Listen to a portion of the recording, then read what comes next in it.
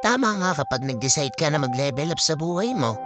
Sa ayaw at sa gusto mo, aalis ka talaga sa comfort zone mo.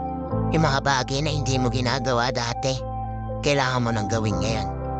When you ask for growth, babatuin ka ng mga challenges sa life na akala mo hindi mo kaya. Dito talaga masusubok ka. Life will stretch everything to you. Your finances, expenses, lifestyle, mindset mo. Especially awareness mo sa mga bagay-bagay na nangyayari sa life mo. Hindi mo to matatakasan kapag gusto mo ng breakthrough. Because the universe will see kung talaga bang deserving ka sa mga bagay na gusto mo makuha. Lahat ay may kapalit.